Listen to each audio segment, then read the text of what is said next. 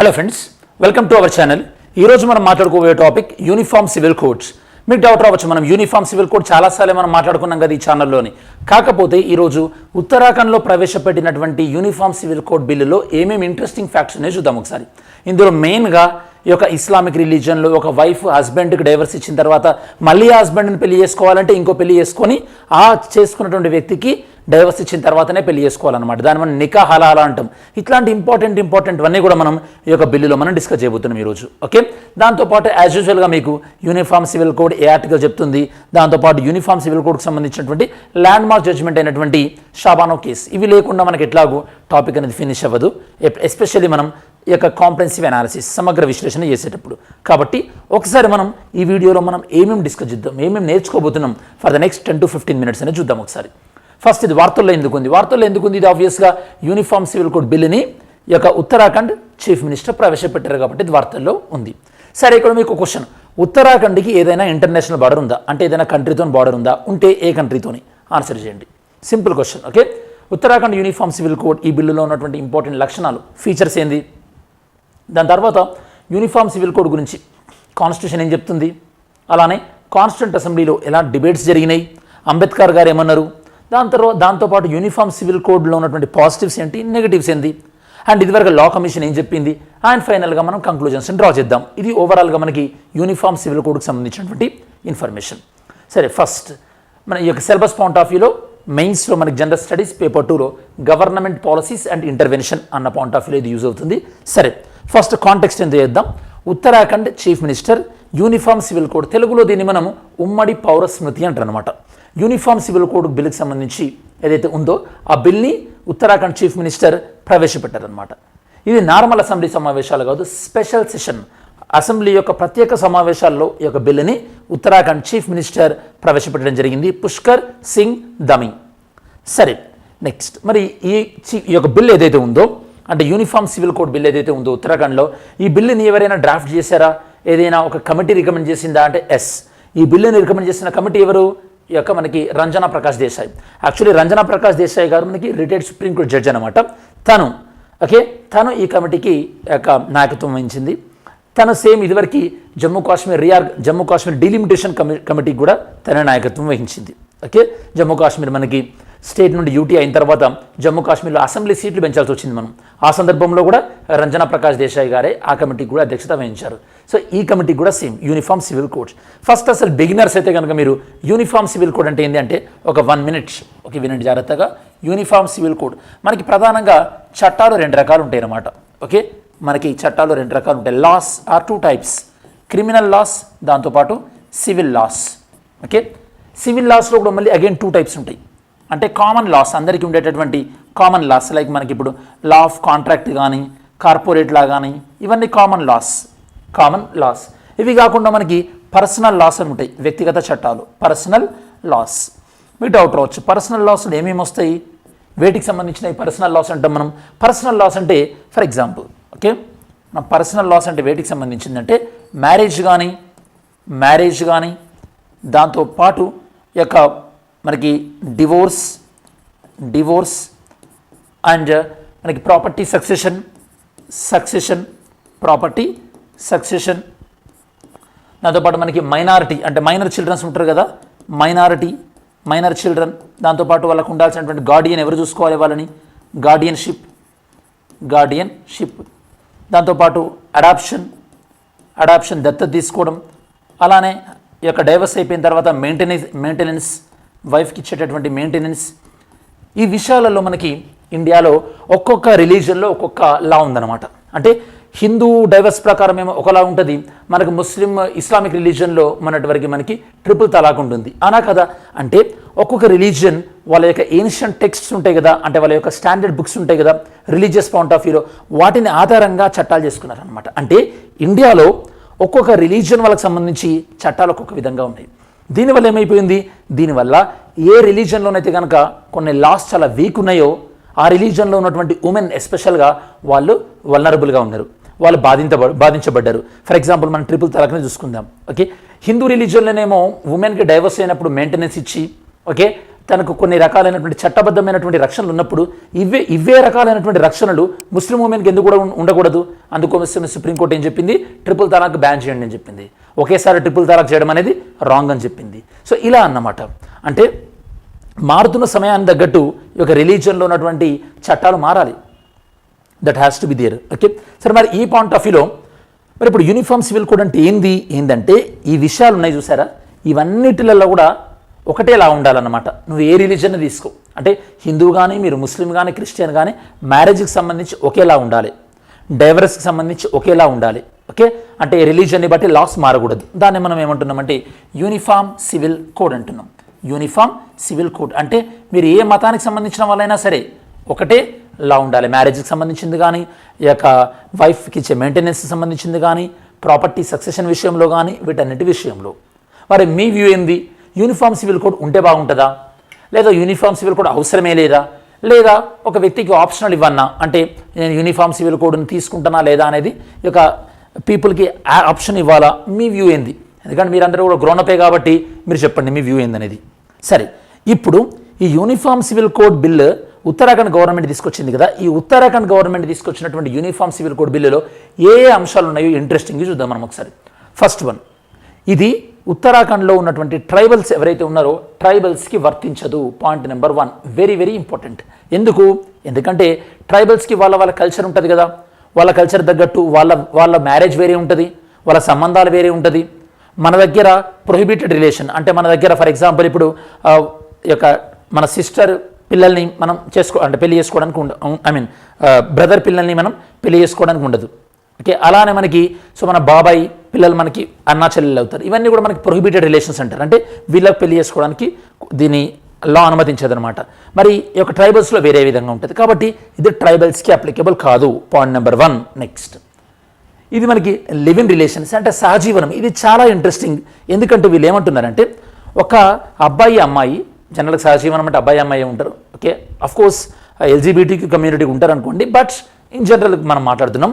ఈ యొక్క live in relations ఈ ఉత్తరాఖండ్ యొక్క యూసీసీ ప్రకారము లివ్ ఇన్ రిలేషన్స్లో ఎవరైనా ఉంటే వాళ్ళు ఈ యొక్క సెక్షన్ 381 ప్రకారము వాళ్ళు 1 మంత్ లేదా 1 మంత్ కన్నా ఎక్కువ రోజులు లివ్ ఇన్ రిలేషన్స్ ఉన్నట్టయితే కనుక వాళ్ళు ఏం చేయాలి?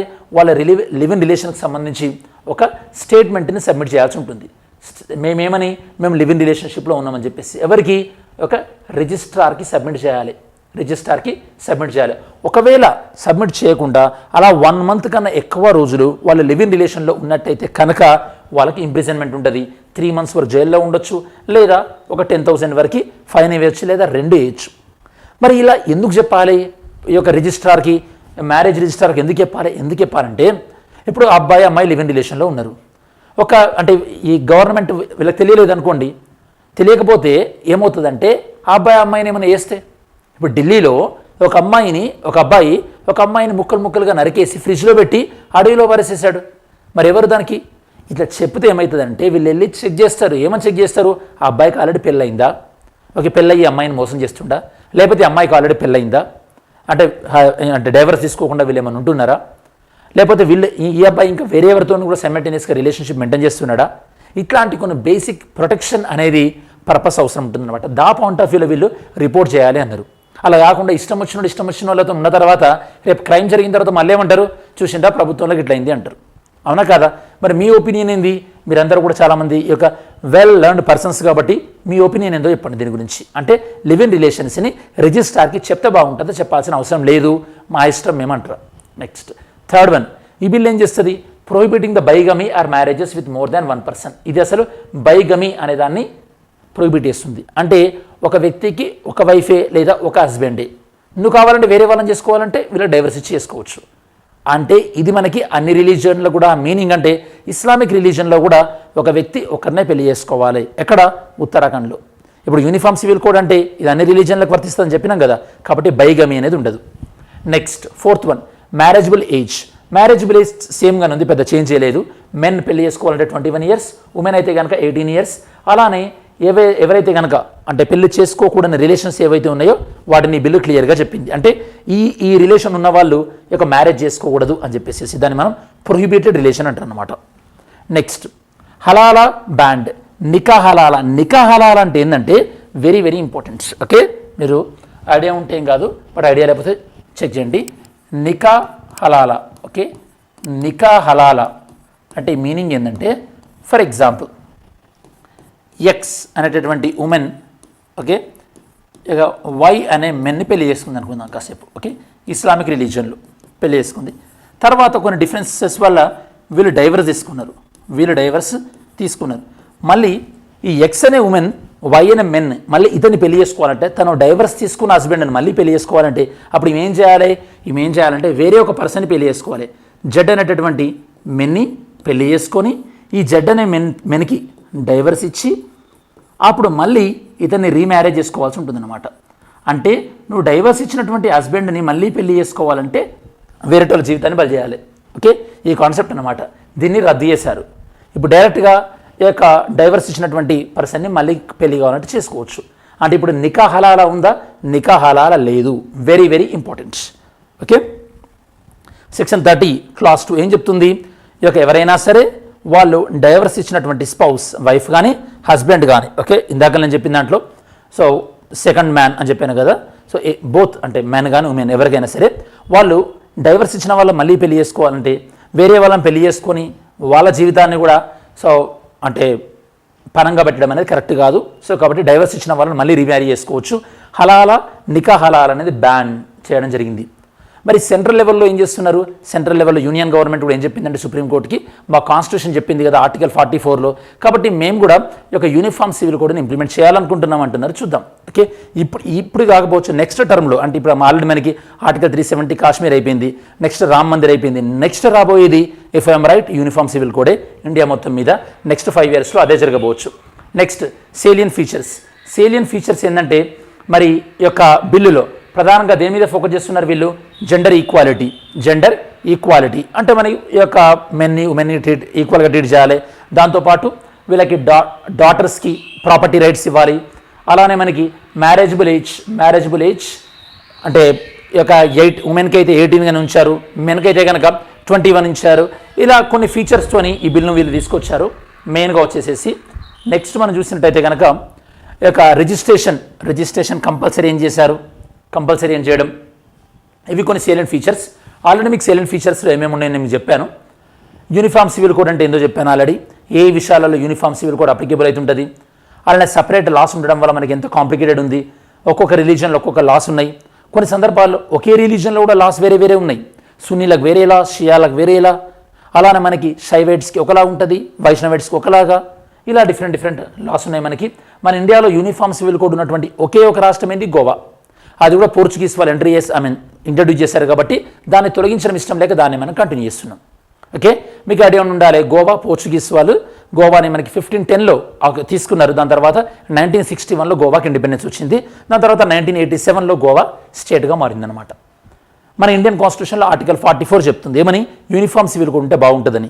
కాబట్టి ఆర్టికల్ 44 ఎందులో ఉంది? డిపిఎస్పీలో ఉంది. డిపిఎస్పీస్ ఏంది? మనకి అడ్వైస్ అనమాట, directive principles of state policy అంటాం మనం. ఇవి కేవలం అడ్వైజెస్ కాబట్టి వీటిని పాటించకపోవచ్చు అని ఉంది. కాబట్టి చాలా రాష్ట్రాలు ఈ యొక్క యూనిఫామ్ సివిల్ కోడ్ని అమలు చేయడానికి పెద్దగా ఇంట్రెస్ట్ చూపెట్టట్లేదు. ఇవి అడ్వైజరీ నేచర్ కాబట్టి కోర్టుకు కూడా వెళ్ళలేం మనం. ఆ విషయం మనకి ఆర్టికల్ 37లో చెప్తుంది. Next constitutional debates. మన రాజ్యాంగాన్ని రాసేటప్పుడు మరి ఈ యొక్క యూనిఫామ్ సివిల్ కోడ్ పైన ఏమైనా డిబేట్ జరిగిందంటే ఆబ్వియస్గా డిబేట్ జరిగింది. ఆ డిబేట్ ఏ విధంగా జరిగిందంటే మనకి 23 నవంబర్ 1948 ఆ రోజు మనకి ఏమన్నారంటే కొంతమంది ముస్లిం సభ్యులు కాన్స్టిట్యూంట్ అసెంబ్లీలో ఏమన్నారంటే పర్లేదు యూనిఫామ్ సివిల్ కోడ్ తీసుకురండి, కాకపోతే వాలంటరీగా పెట్టండి. నచ్చిన వాళ్ళు యూనిఫామ్ సివిల్ కోడ్ తీసుకుంటారు, నచ్చని వాళ్ళు అవసరం లేదు, ఇలా వాలంటరీగా పెట్టండి అన్నారు.